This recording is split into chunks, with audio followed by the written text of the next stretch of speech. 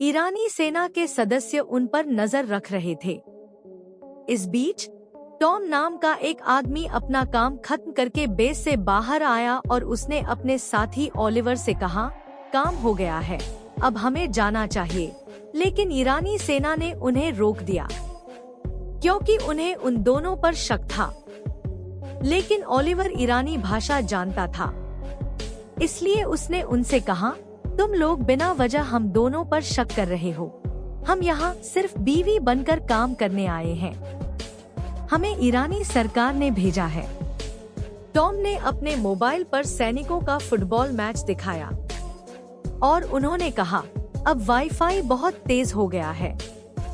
हम यहाँ यही काम करने आए हैं। उन्होंने कहा, उन्हें यहाँ से चले जाना चाहिए। ओलिवर बहुत डरा हुआ था क्योंकि उसकी पत्नी का काम घर के अंदर नहीं था, बल्कि वह कुछ और कर रहा था। यहाँ टॉम और ओलिवर मूल रूप से अमेरिकी CIA एजेंट हैं। उन्हें ईरान की पूरी आबादी पर नजर रखने के लिए यहाँ भेजा गया है। उन्हें खबर मिली कि ईरान की पूरी आबादी इस इलाके की धरती के नीचे तेजी से आगे बढ़ रही है। तो उन्होंने पूरे देश में जाकर एक ऐसे तार पर एक खास चिप लगा दी, जिसकी वजह से अब पूरा देश अमेरिकी नियंत्रण में आ गया है और वे दूर से ही इसकी आबादी का पता लगा सकेंगे। यहाँ क्या चल रहा है और कैसे चल रहा है। काम पूरा होने के बाद टॉम ने अपने बॉस को मैसेज किया, यह हो चुका है।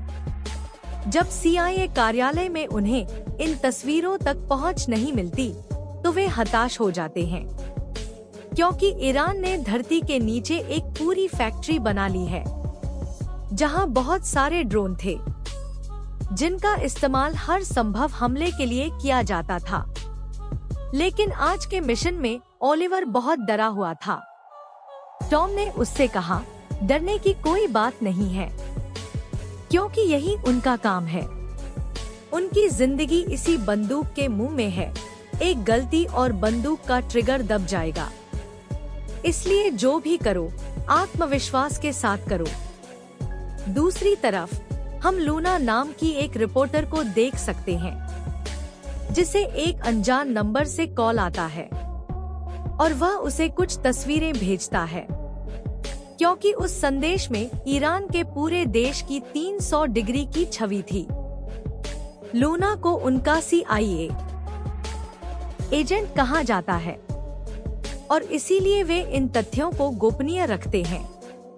जब वे कहते हैं तो वे यह सब इंटरनेट पर छोड़ सकते हैं। लेकिन लूना को प्यार हो जाता है, क्योंकि अगर वो ये तस्वीरें पहले अपने बॉस को भेजती है और उसे टेलीकास्ट करती है, फिर वे रातों रात मशहूर हो जाएंगे।